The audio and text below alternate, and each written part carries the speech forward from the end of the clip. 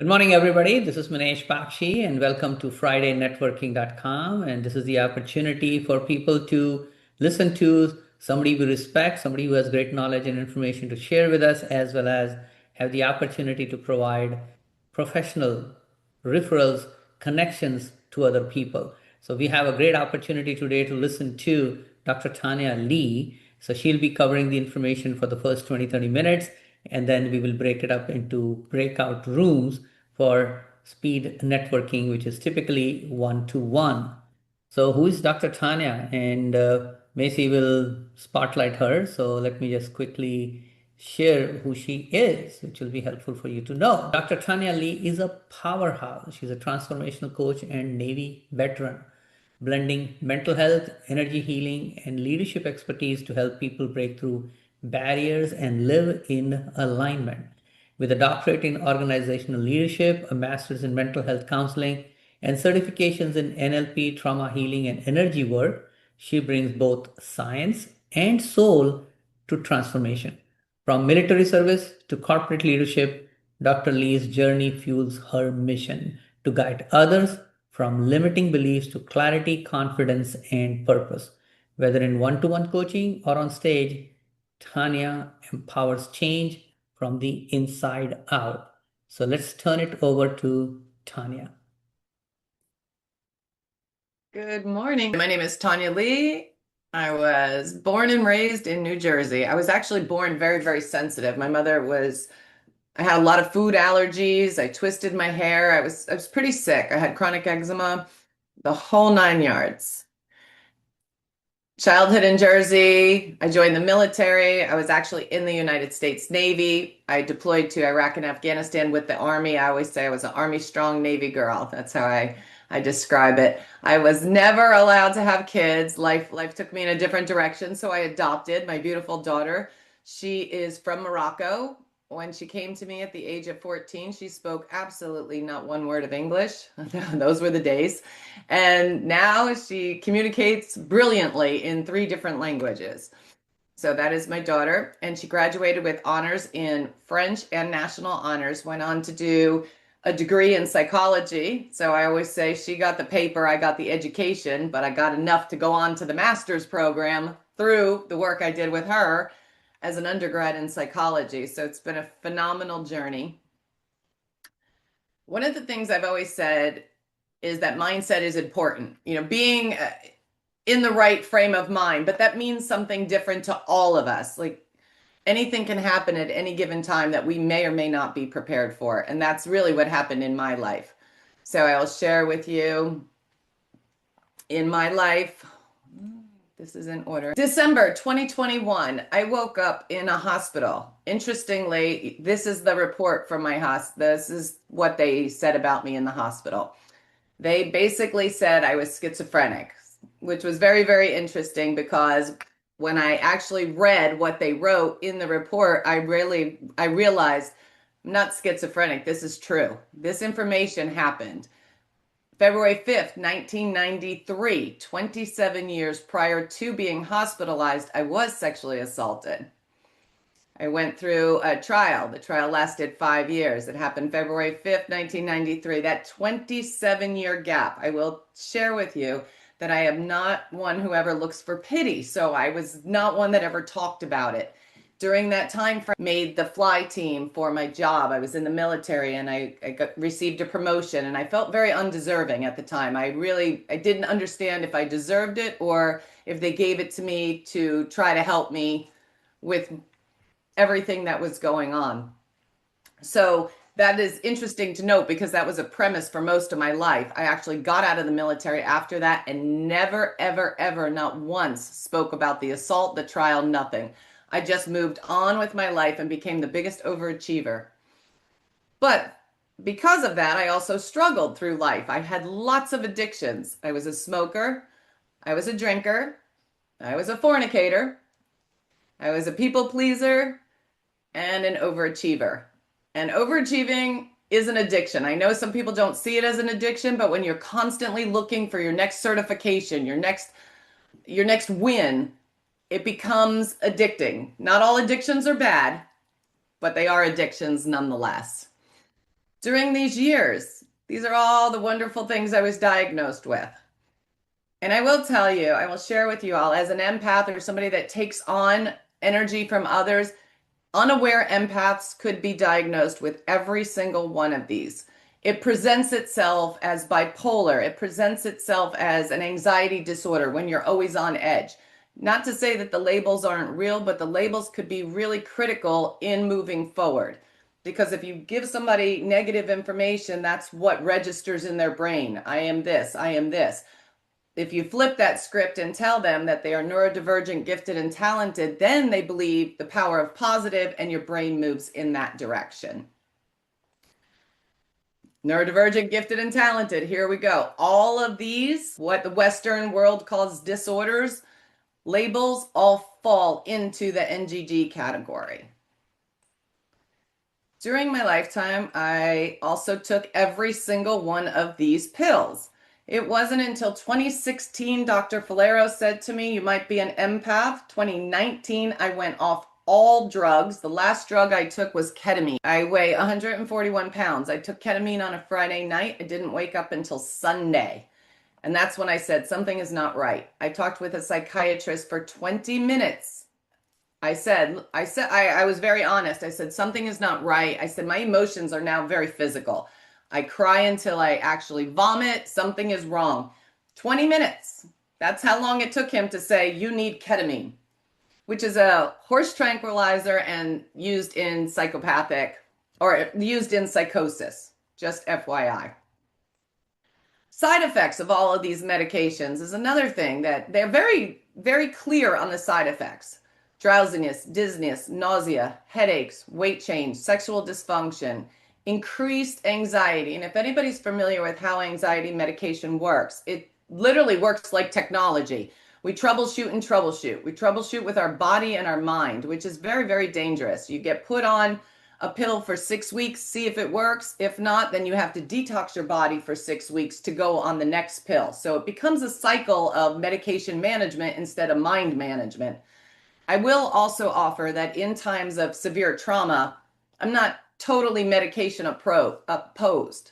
Some people have said that to me. Well, Dr. Tanya, I need it. I understand that there were times that I needed it too. But I needed it with the indication that at some point I would get off of it. I didn't want it to be my lifestyle.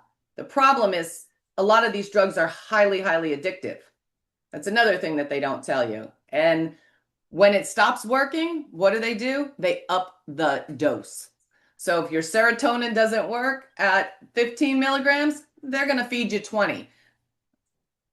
And then it becomes a system of medication management. I will tell you, during this time frame, I told you I became an overachiever. I lived in school. That is where I found the tribe that I liked. I wasn't afraid when I was in school. I felt very, very comfortable in school. I did very, very well in school. But it got to be, I wasn't using any of it. I was just studying and studying, basically for my own benefit and to make my lies truths. I didn't want to go to the bar. I didn't want to hang out. There were things I didn't want to do, but I also really didn't know how to say no. And every time I said no, then you have the friends that say, oh, you're not doing anything. Come with us. Come with us. Just one time. Tanya, you never do anything. So I said, okay, I'm tired of saying no. Let me put myself in school. This way I could say, I have a test. I have to study. And voila, people actually respected that answer. So that became my life. And actually, I don't have any regrets, even though, I missed out on a couple things maybe, but even looking back, if you're going to be an addict, I always say there's no real cure for addiction, but do something positive. We can manage addictions. We can't cure them. And that's really important to know. So true. The root cause analysis. This is another thing that is very interesting. Over the course of these years, I had eight major surgeries. Barrett's esophagus, double breast cancer, double rotator cuff surgery. There is my big tumor for everybody to see. There's my shoulder surgery. But each one of these diseases has a root cause. And this is super, super important. Root cause can only be 4 things. It can be congenial, we're born, environmental factors, too humid, Next to sulfur, the water's bad. Too dry, Arizona, regardless. The next two are very important. Nutritional and emotional. I studied the emotional aspect and the nutritional aspect at nauseum. And what I learned was my rotator cuffs. When I went in for the surgery on the left one, they would say, "Oh, Tanya, you're stressed. You use the mouse too much and you work out too much." I was angry. I was mad. Of course, I worked out hard. I was burning. But what they don't tell you is the why beneath the surface. Why was I so angry? Why was I working out so incredibly hard that I blew out not one, but two rotator cuffs? I will go to my grave saying that the medical doctors should be married to the naturopath doctors because there's a root cause in every one of these diseases. But for financial reasons, they don't want to medically marry us. They want to continue to medicate the world. So I digress. But as we go through it, you'll see that every single thing has a meaning. Breast cancer related to the heart chakra or the center of the body energetically. Within that, some of the questions you ask yourself: do I like myself? Is my self-esteem high? Do I think I'm a good person? These are all the questions that we deep dive into and we explore because our body keeps score. Dr. Van Bessel said it best. Well, our best doctor is our own body. And once we understand our own body, we would be a lot more medically sound. We will all be MDs once we learn our own body. So what I have come up with through all of my education and basically my life is an aware method to start to do the deep dive with people, to get to the root cause and get people feeling better and lighter. So we start by assessing where we are currently in our lives, consciously and subconsciously. And that's what's really interesting too, because our mind, if you look at 100% of the mind, only 5% of it is at the conscious level. Everything else is done very subconsciously, like walking and breathing. We don't think about that. When I walk out the door, I don't think, okay, I need to put my left foot in front of my right foot and blah, blah, blah. I don't think like that. It just happens. So many things in people's lives, they do so subconsciously without thought. So in order to make a change, the very first step is to be aware of the things that need to be changed. Bring the patterns of our life to the awareness level. Bring what triggers us to the awareness level before we can dive.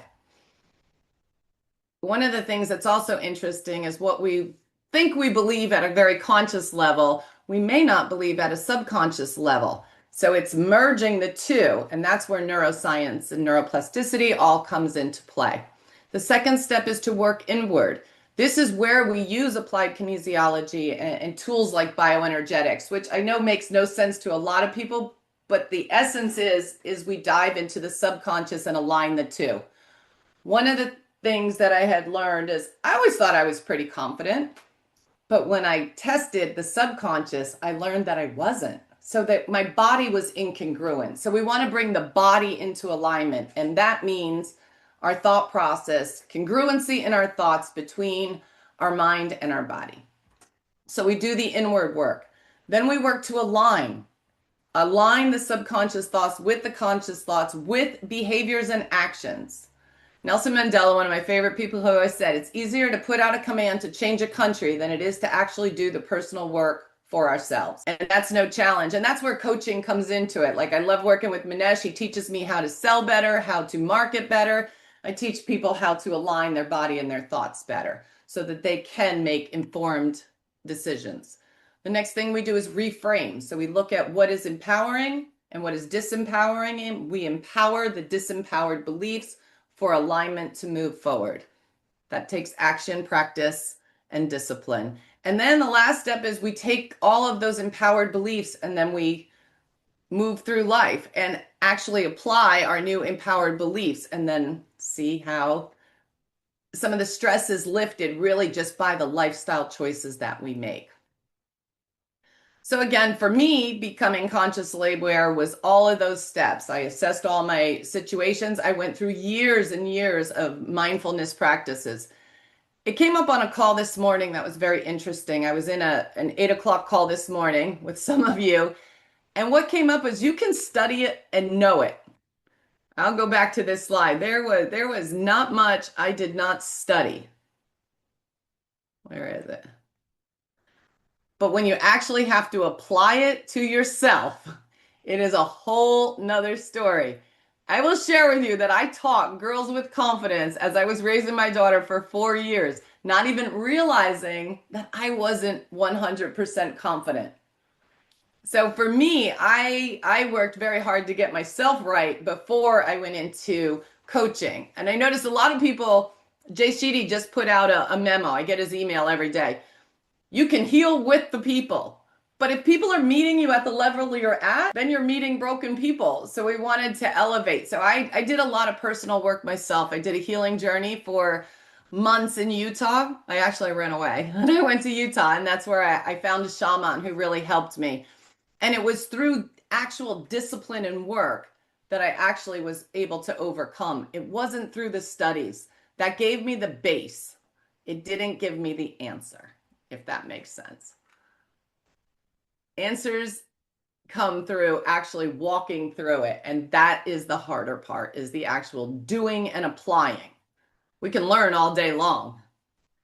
So I always say becoming consciously aware helps you clear mental clutter, reframe that inner dialogue. We are just born to be incestuously negative. It's just innate in most of us here, especially in America. What I've noticed, especially raising a foreign child, working in Iraq and working in, countries around the world, it's more prevalent in America. They're more grounded, like in, say, India or other countries. We are very on the go in America, which, if we're built to be on the go, our brain stays on the go.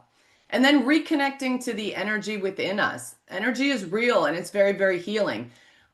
I medicated for anxiety for 20 plus years. What I learned is anxiety is really just trapped energy in the body. So let's be honest, we don't heal in a few sessions. To transform a life takes time. And so that's what I always say, come get consciously aware with me. And it's a journey that we would take together. So I have a very strong belief in our subconscious and what it can do for us. Another thing that I studied, and I know this is so much, so I'm going to just say this, but our body communicates in frequency and resonance. And I found that so incredibly fascinating. So if anybody's familiar with Morse code, and you are or you're not, so I'll just give you this. An H in Morse code is 4 dits. It's dit, dit, dit, dit. An S is dit, dit, dit. If the amygdala portion of our brain needed to communicate with our heart, and the heart needed the letter H in order to function, and it got 3 dits, it's actually getting the letter S. And that's where the disease sits in. That's bioenergetics and bioresonance in the simplest form that I have, come to encounter to teach. So that's how physical disease sets in our body. So every time we're under stress or we take on a physical disease, we lose a little bit of frequency in communication in our body. Once we lose the information that specific organ needs, that organ then is susceptible to physical disease. Does anybody have any questions? I know that's super, super a lot. I'm trying so hard to break it down. That's as broken down as I could get it. So, JR is here. Interestingly, and now I see my friend Rose, who I invited. Now, Rose was with me in Virginia. She was with me through the trial. She was with me through the assault. So she has literally watched me. God, I hope I don't cry seeing her face. But she has been with me my whole life. And sometimes it's a friend walking the path with you that also makes a big difference. I'm so proud of you, Tanya. Amazing story and the work you've done. And the biggest, it resonates with me so much because we've walked the same path. Yes, Literally. we have. Yeah, We we've really walked. have. Yeah. And just, education is good. And I like that idea that, I was addicted to education. And but knowing it and doing it is two separate things. Yes, I'm So glad I didn't see Rose's face as I was speaking. Isn't that funny how some people, just an angel in my life. I'm super grateful, really. Yeah, so Dr. Tanya, that was phenomenal. It's very amazing. I think we all become zombies in life, and we don't really ask ourselves. Like in your case, the first part is assess, and we just assume one thing over another thing and just keep moving and keep moving and keep moving. And unfortunately, that's not how it happens. You have to be willing to take stock of, say, hey, here is where I am. Let me look deeper. And then people like you who have been through the journey, who have asked those questions, are able to facilitate the growth that people cannot do it on themselves. To give you a quick point here is somebody at 9 o'clock had a short call with me because I was like, okay, this person knows me, so great, I'll talk to him for 15 minutes. And he brought up a very interesting question, and it was about, being in relationship with somebody or not. And he's like, oh, I need to think through and stuff. I said, no, no, no, you need to go get a coach, okay? Okay. To think you can solve your problems with your own thinking is a joke, right? Is a joke. Like most people think that, and that's just not smart. Like my daughter, we wanted her to apply for TEDx, which is over 18 months ago now almost. And we invested $10,000 to apply, get coaching and everything. And finally, she was able to get on the stage there. And I'm not saying you have to spend that money. That's not what I'm saying. But to me, if I don't know how to get something, my initial reaction is going to be, who knows? That's as simple as it gets. Because somebody knows how to solve a problem because most likely there is a human being who knows it. So, doctor, if you are struggling with emotional issues or if you have physical manifestations, symptoms, like she talked about the stress and the pain and in the shoulder and everything else, well, I think it will be worthwhile for you to have a session with Dr. Tanya. So maybe you can find out what may be happening and what could be some potential options there as well. So good. So thank you, Dr. Tanya, for sharing. I would leave for one more quick question, comment. Anybody? Yes, Harumi? Yes, thank you. Hey, good morning, everybody. Yeah, thank you, Dr. Tanya. Yes, actually, I had a one-on-one with her yesterday, fresh from yesterday. That was great because she got great credentials and she went through so many things. But what we hear, just she got so simple way. It's like just nothing happened, or it's not for like it. Yeah, so I couldn't imagine what things she went through, but because she just said so simple way. Yes, I really recommend everybody to talk to her. Great, I need to revisit her. Thank you so much. I just loved her. Well, I thank you used so to much. not be able to tell this story. I will share with you. When I first went into coaching, I know in my heart I can help people. Look at my daughter; she's such a success. But what I didn't have was the confidence to pitch it, market it. Like that's where I was, and everybody wanted the story. And I called Rose. I'm like, why does everybody want such deep? Like this is horrible. I don't want to talk about my assault every day of my life. I just don't. It does. It brings a lot of tears. And then I get strong and then I see my friend's face and I'm like, but over time, and that's why I tell it the way I do. I start with being hospitalized. I don't go into the assault. It was 30 years ago, but what is key, and I hope the key takeaway, so tell me if I missed the point, was that there is life after an assault. It might be 30 years, but you will get there. The signs were there for me. Every one of those surgeries was a sign. I just didn't have the right knowledge. That's what it was. The body talks to you.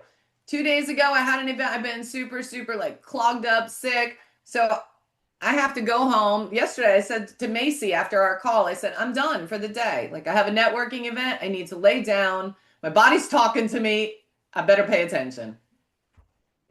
Wow. Yeah, so that's exactly the point, right? So, which is we won't do it on our own, and we can use guidance from other people because we may be too much in a rush. Kathy, you wanted to say something?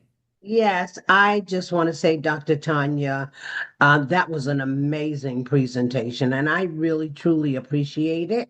I also want to say to you, thank you so much for your service and sacrifice. I am a profound, passionate lover of our armed forces and military. I am a Gold Star mother. And I hearts just out to you for sure. I absolutely loved your presentation, and you kind of brought me full circle, understanding that I think I'm an overachiever also. Welcome. So is Rose. I'm looking forward to meeting with you.